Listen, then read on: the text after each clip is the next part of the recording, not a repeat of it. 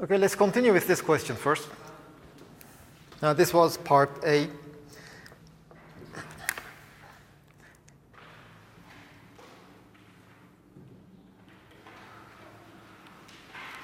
Then it says, okay, in the original question, we have this circuit. You wait a long time, so you reach the steady state. Then you just remove the battery. Now, if you remove the battery,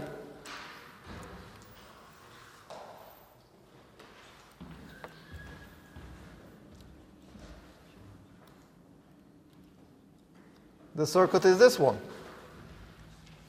without any battery.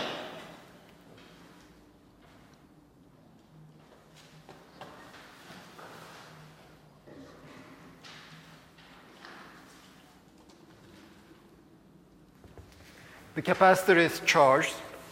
So now without the battery, it will start discharging across these resistors. Well, I can rewrite this circuit in this form. Here I have a capacitor. Then there is a 1 ohm, and along the same line, 8 ohm. And then I have 4 ohm, and along the same line, 2 ohm. This is my circuit. Well, what I did was basically I just flipped this triangle down, and rather than showing it as a triangle, I just straighten it out. So this is 1 ohm, 8 ohm, 4 ohm, 2 ohm. Well, the 1 ohm, 8 ohm, that makes 9 ohms.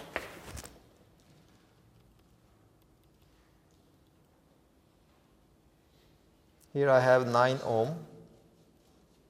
And then I have 6 ohm. So these two resistances, when I sum them up, 6 ohm, here 9 ohm. But then that circuit is equivalent to this one. What is the equivalent resistance of that circuit?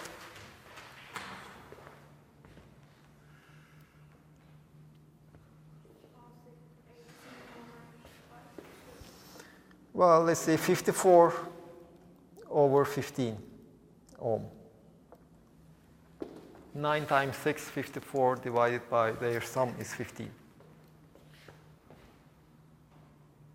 ohms. And and the capacitance is 1 microfarad. Then the question asks, what is the time constant? Well, time constant was just R times C. This is 54 over 15 ohms times 1 times 10 to the power minus 6 farad, and whatever you have, 3.6 microseconds.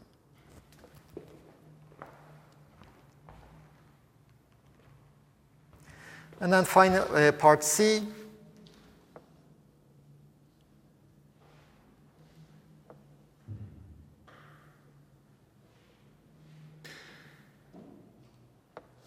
It says that after the battery is disconnected, that's at this time,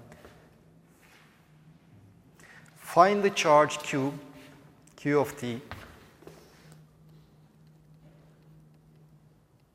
and I of t. Well, I of t is this one, that one. Now, Q of t was Q0 times 1 minus e to the power t over tau. So Q0 is the charge at no, sorry, this is I. No. Q of t is this one. E to the power minus t over tau. So at t is equal to 0, this is the charge. And I of t is dq by dt. It is q0 over tau times e to the power minus t over tau. I ignore a minus sign. If you want, you can just also specify the direction. Well, of course, the crucial thing is what is Q0? That is what we need to find. Well, let's go back to our initial problem. Now, we had already determined the potential difference between A and B, and it turned out to be 6 volts.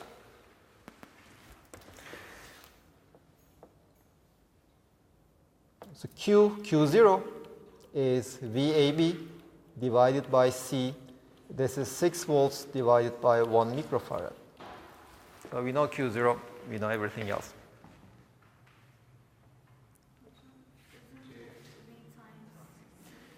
Q, yes, C times V.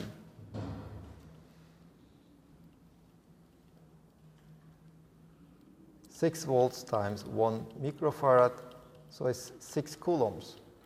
This is the initial charge of the capacitor.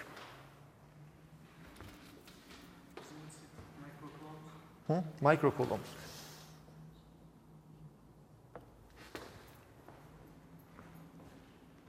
And well, we know Q, we know I. Let's see, the D.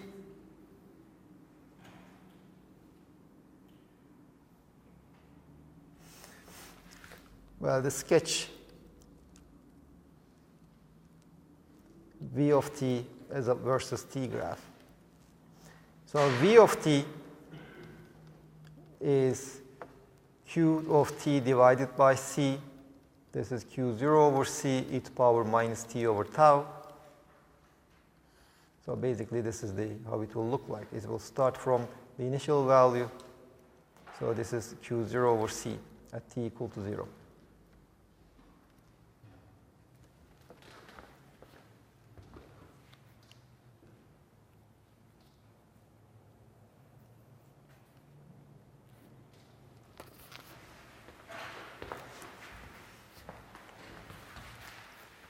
Questions from other people? Besides the usual suspects? Yes.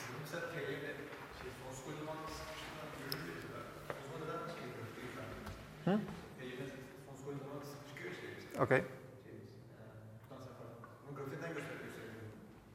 Well, where would you like to show that t is equal to infinity? I mean, I cannot extend this t up to infinity. It will be at infinity. How can I show it?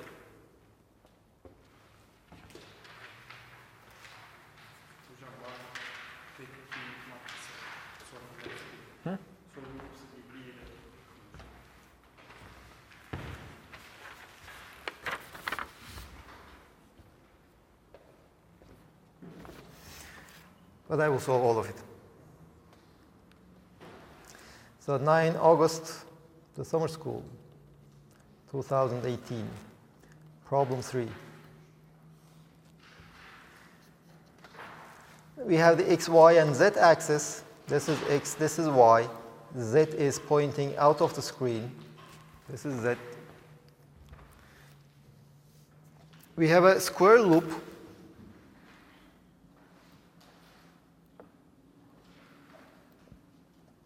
of side length 5 centimeters. And it carries a current I, 20 amperes.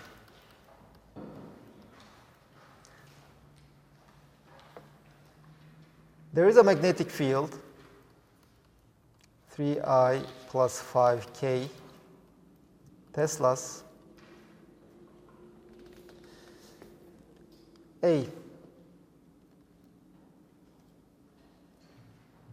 What is well, these are the points A, B, C, and D. What are the force acting on the segment AB and the force acting on the segments B and C?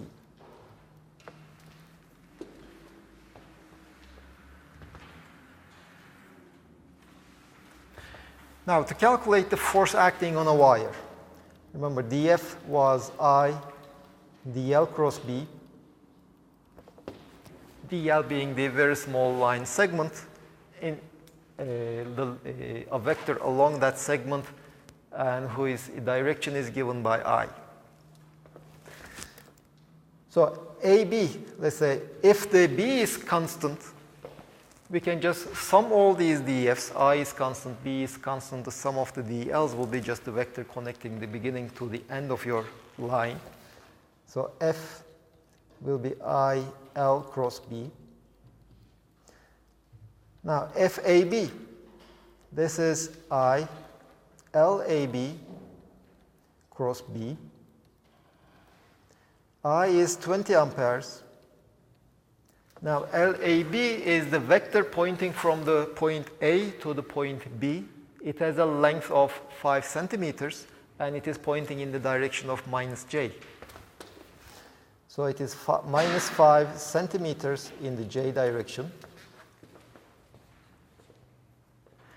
And then we have the B. B is given by that vector over there. Cross 3I plus 5K Tesla. So this is, let's say, 20 times 5 is 100. 100 centimeters becomes 1 meter. 1 meter ampere Tesla gives me newtons. 1 Newton times minus 1 Newton times J hat cross 3I hat plus 5K hat. So this is minus 1 Newton. What is J hat cross I hat? Minus K hat. So it is times minus 3K hat. What is J hat cross K hat? Plus I plus 5I hat. So this is FAB is equal to 3K hat minus 5I hat newtons. FBC, well, FBC, basically the same derivation. The only difference is here, instead of the vector pointing from A to B, we will use the vector pointing from B to C. So FBC will be equal to 20 amperes, 5 centimeters in the I direction, cross product 3I plus 5K hat Tesla. And again, 20 amperes, 5 centimeters, cross product times Tesla gives 1 Newton times okay, I hat cross I hat 0. I hat cross K hat minus J hat. There is a 5 minus 5 J hat. This is minus 5 in the minus 5 height. In the minus J direction, 5 newtons. This is the force. Let's continue. What is the torque?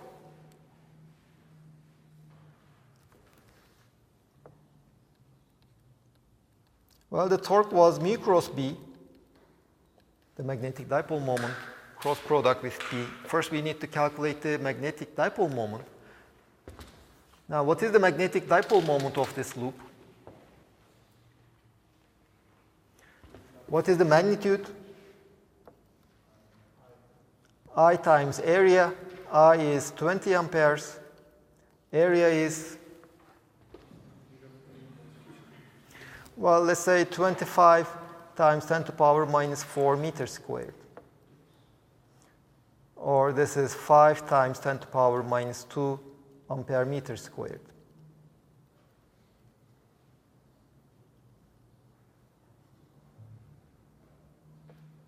What is the direction?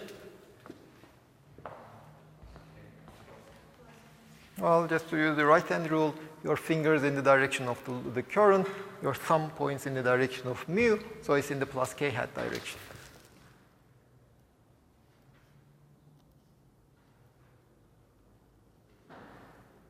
So this is the magnetic dipole moment of this circuit. So the torque is 5 times 10 to the power minus 2 ampere meter squared. K hat cross B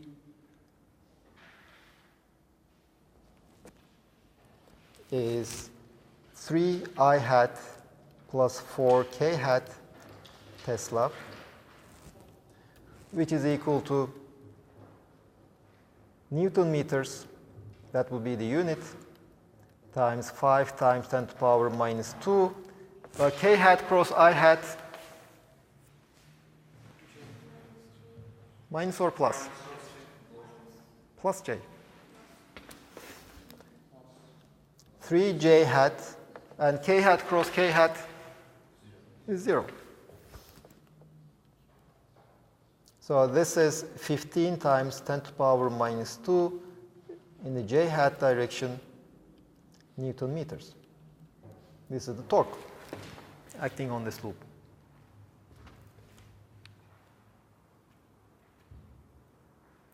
And C. It says that the loop rotates from the initial position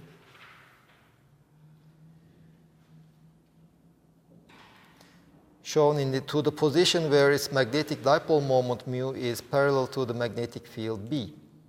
What is the change in its magnetic potential? Well, let's see. The magnetic potential was given by minus mu dot B. Now, the initial potential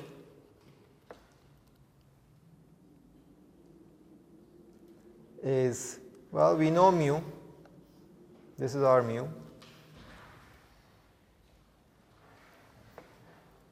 5 times 10 to the power minus 2 ampere meter squared in the K hat direction, scalar product with 3I hat plus 4K hat Tesla. So this is mu dot B. So the initial potential energy is, well, what is K hat scalar product with I hat? Scalar product. It's 0. K hat dot product with K hat, that is 1. So this is minus 20 times 10 to the power minus 2 joules. And it says that finally, its magnetic dipole moment is aligned with the magnetic field. Now, if it is aligned with the magnetic field, your final will be just minus mu times B, the product of the magnitudes. Mu doesn't change. Its magnitude is 5 times 10 to the power minus 2 amperes meter squared.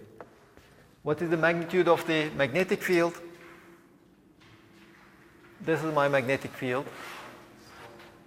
5 Tesla. So the final potential energy is minus 25 times 10 to the power minus 2 joules. So the change, which is U final minus U initial, minus 5 times 10 to the power minus 2 times joules.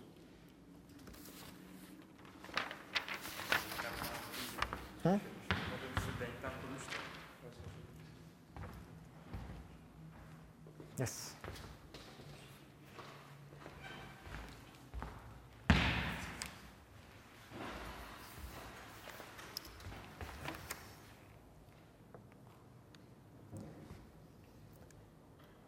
May 2017.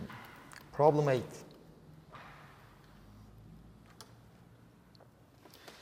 So we have a circuit, no, not a circuit, but the conducting cylinder whose cross-section looks like this.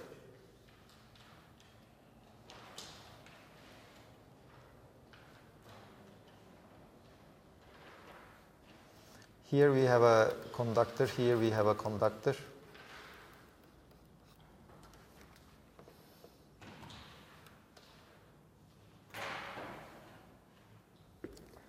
So this is the inner cylinder has radius A, this is B, this is C.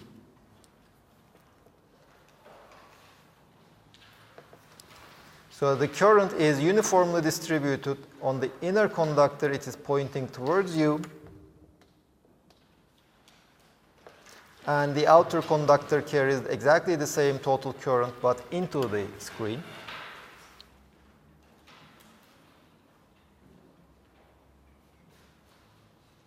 And it says that the current density here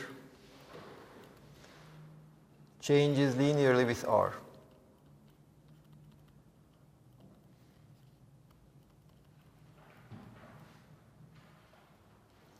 And JR is given as A times R.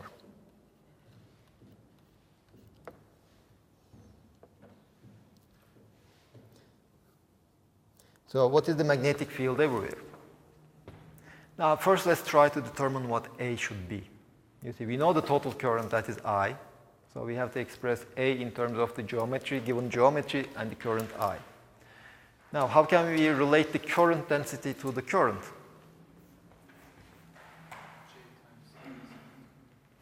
Well, the definition of the current density is the current passing through a very small area element. So you take an area element, you calculate the current passing through that area element perpendicularly, you take the ratio that gives you the current density. Now, if the current density is constant, you can just say that the current divided by the total area. But in this example, it's not constant, so that's why we cannot just write the current divided by the total area. It's not constant. So what we can do, now JR, you see, depends on the radial distance. So let's imagine an area, a very small area, which has the radial distance R constant. What can be that area? A very thin cylindrical shell. I will imagine a very thin cylindrical shell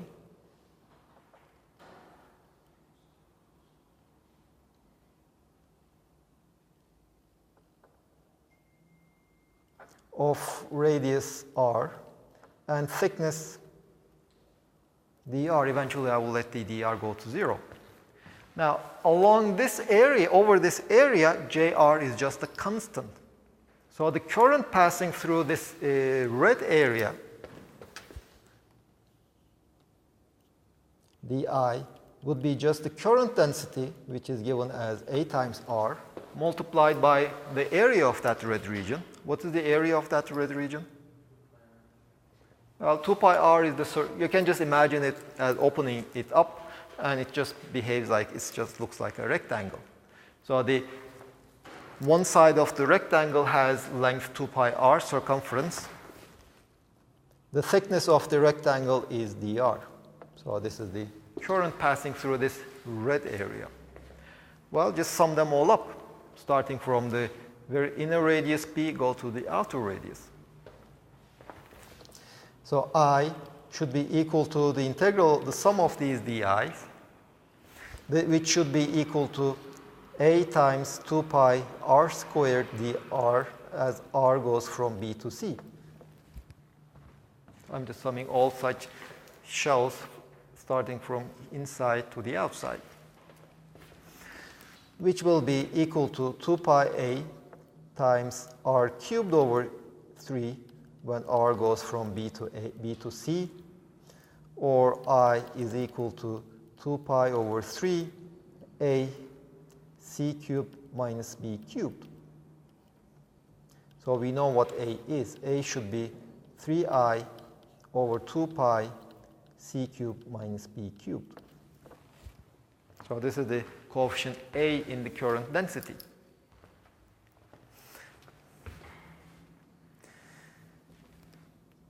Now, why will we need this? Let's go on solving part A. What is the magnetic field everywhere? Well, we can use the Ampere's law to calculate the magnetic field.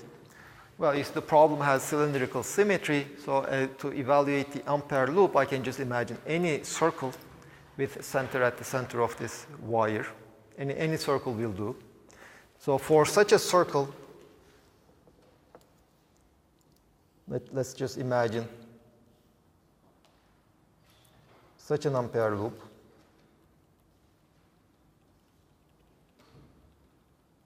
Exactly in that direction. let's consider this loop. So for that loop, B dot dl would be just Br times 2 pi r, r being the circumference of that loop. This is r in the Amperian loop. And Ampere's law tells us that this should be equal to mu0 times I enclosed. So B of r is mu0 over 2 pi r times I enclosed. So the trick here would be to calculate that I enclosed. Once we know I enclosed, then we know the magnetic field. So let's look at various cases. For example, this loop can be inside the cylinder. So if R is less than A, if this is inside the cylinder, not all this current I is passing through my loop. Only, let's say, if I imagine such an area, only the current density passing through that area will contribute to I enclosed. So I enclosed will be the current density I over pi A squared. You see, in here, the current density is given to be homogeneous. So if the total current is I, and the total area is pi I squared, the current density is just I over pi I A squared. And then we multiply that with the area through which we are interested in calculating the current. It's just pi r squared.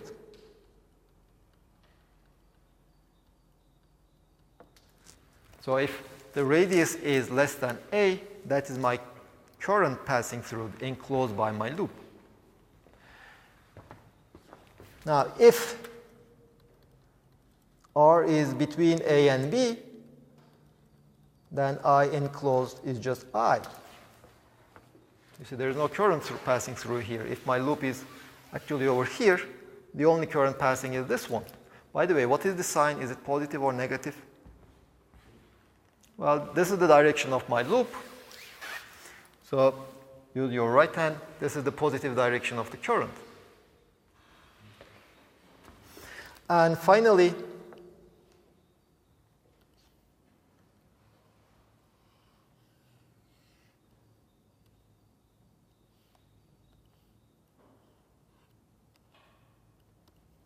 if R is larger than B and less than C, that is, this loop is actually in this conductor. Well, let me write it over here. I enclosed for R between B and C. Now, first of all, there is the current passing through this conductor. So it's the total I in this direction, in the positive direction, is passing through my Amperian loop if the radius is somewhere over here. So that is I.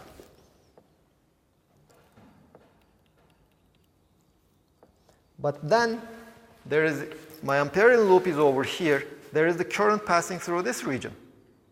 And that current is into the screen. So that current is negative. And the total current would be, well, essentially it's exactly that integral over there, A times 2 pi r squared dr.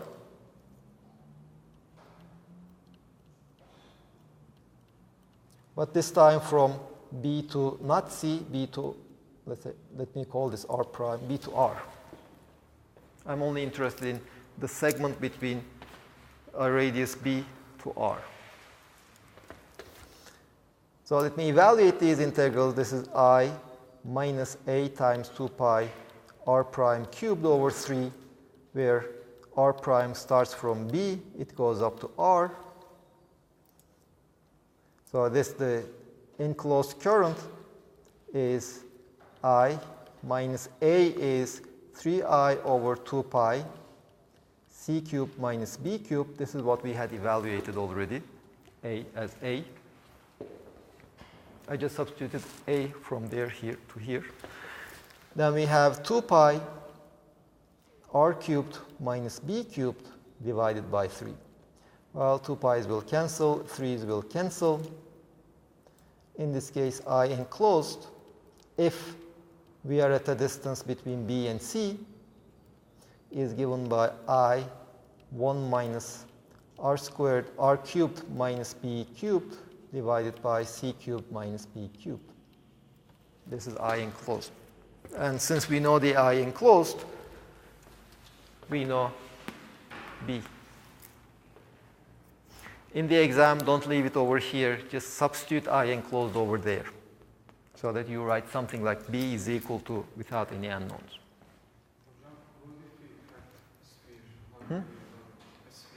A sphere cannot carry a constant current.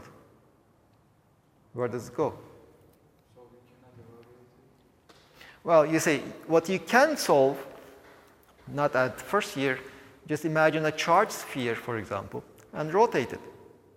It carries a current. So you can calculate the magnetic field created by that current, but not at this level, not with Ampere's laws.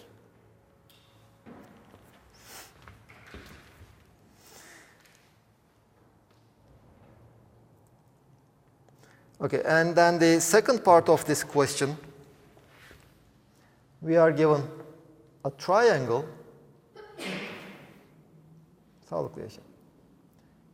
So the triangle starts here. It goes to the inner surface. It makes a 45-degree angle. So this is the origin. This is the point K. This is the point L.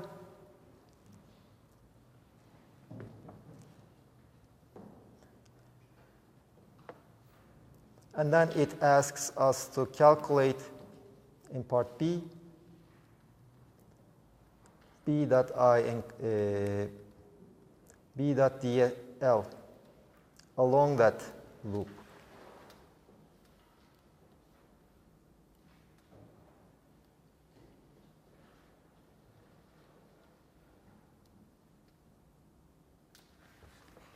This is the question. Here we have this loop, and we are asked to calculate B dot dl around that loop. Well, the easiest way would be just to use the Ampere's law. This will be equal to mu0 times I enclosed. What is the total current passing through that triangle? Well, it's just the 1/8 of the total area is in that triangle because it makes 45 degrees. So since the current is distributed uniformly, 1/8 of that current passes through that triangle. So this is equal to mu0 I over 8. Positive or negative? Positive.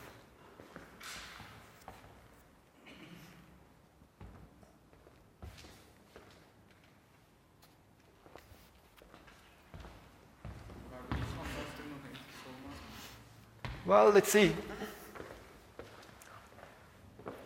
What is the current?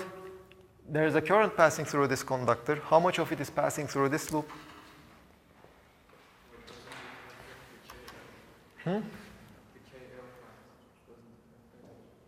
No. You see, that loop, that cylinder, in fact, doesn't create any magnetic field inside. The magnetic field created by this part of the conductor inside is 0. There is only the magnetic field created by this one. Plus, even if it would influence the magnetic field, you see, Ampere's law, this B over here can receive contribution from all the currents, not only the currents enclosed by that loop. But nevertheless, although B receives contributions from even the currents not inside the loop, the integral depends only on the currents passing through inside the loop.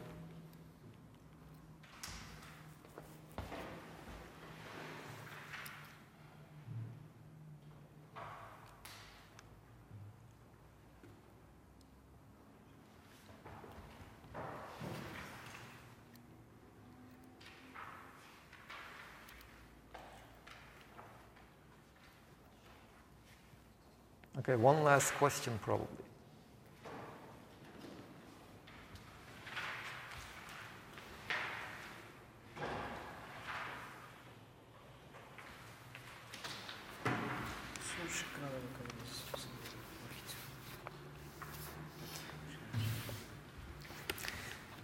So apparently you have lots of questions about the Kirchhoff's rules and circuits. So this is, well, I don't know the year, some problem 4. This is the circuit we have.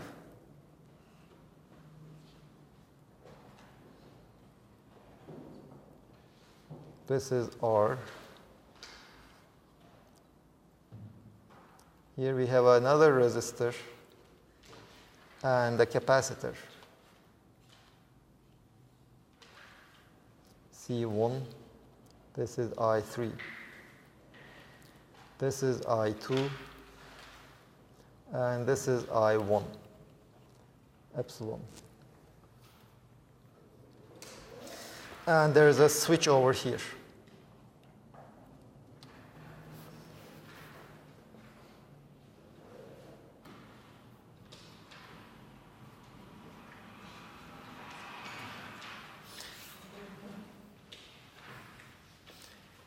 Well, let's see. Let's start from E.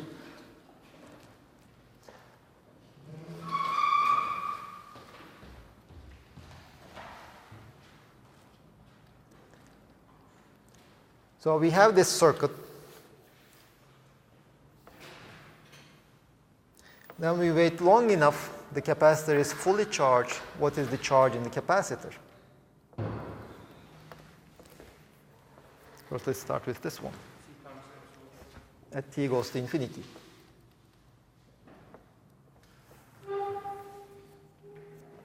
Well, let's see. At t goes to infinity, there is no current passing through the capacitor. Since there is no current passing through the capacitor, the potential across the resistor is 0. So the potential across the capacitor is the potential across these 2 points, which is the potential across these 2 points, which is the potential across the battery. So at t equal to infinity, epsilon should be equal to Q over C1, or Q is equal to C1 times epsilon. And then it says, you take this capacitor, and then you connect it to some other capacitor. So you take C1, now fully charged. And then you connect it to a different capacitor of capacitance C2.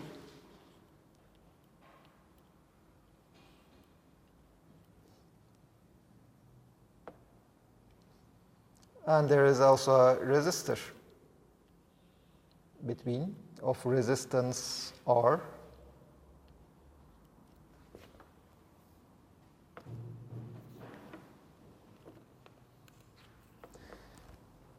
So at a given time, this has charge Q1, this has charge Q2. So it says that find an equation for C1. And what is the time constant of this circuit? Well, let's see. Let's first give some labels. Let me call this one the positive plate, this one the negative plate. Let me call this one positive, this one negative. Let's say at an arbitrary time t, there is the current is I. Now let's use the Kirchhoff's rule. Let's start from this point. As I cross this point to that point, what is the increase in the potential? Increase Q1 over C. I'm going from the negative plate to the positive plate, so the potential increased. So the increase is Q1 over C. As I go from this plate to this plate, what is the potential increase? Minus Q2 over C. Across the resistor, what is the potential increase? Minus I over C, R, I times R. Now this is C1, this is C2. This should be equal to 0. I know that the charge is conserved, which tells me that Q should be equal to Q1 plus Q2, or Q2 is equal to capital Q minus Q1, which tells me that Q1 times 1 over C1 plus 1 over C2 minus Q over C2 minus I times R, this is equal to 0.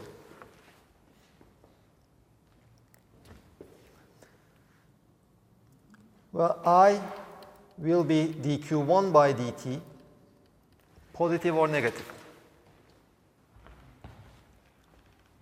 If I is positive, does the charge of Q1 increase or decrease? Decrease. So if I is positive, Q1 is decreasing, so this derivative is negative, so there should be a minus sign there. So Q1 times 1 over, let's say, C equivalent plus dQ1 by dt times R should be equal to Q over C2, or dQ1 by dt plus Q1 over R times C equivalent is equal to Q over C2 times R. But this is nothing but the time constant.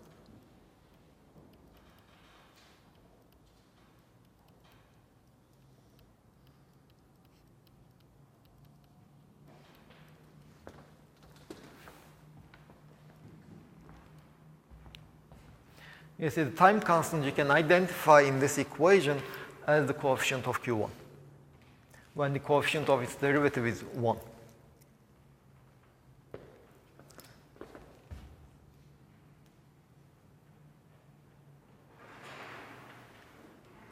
And then we are asked to find what are the charges on these capacitors as t goes to infinity. Well, when t goes to infinity, the current is 0. The potential across the first capacitor, which is Q1 over C1,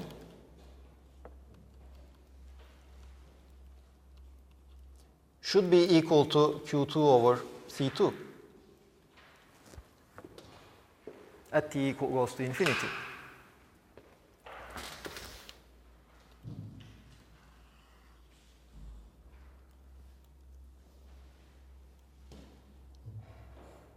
Well, we also know that Q is equal to Q1 plus Q2. So you have two equations, two unknowns, solve for Q1 and Q2.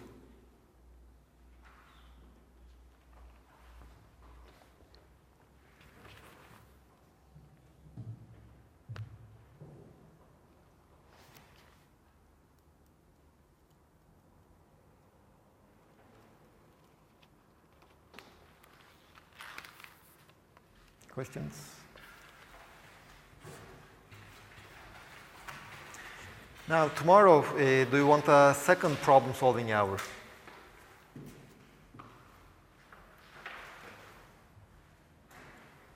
Yes? Now, if you want, we can do it. If you say that today is enough, then we can skip it.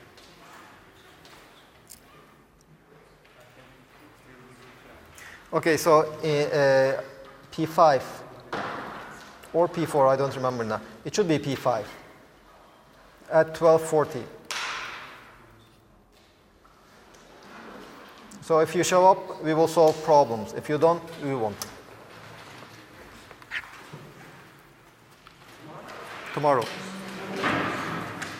And bring your questions.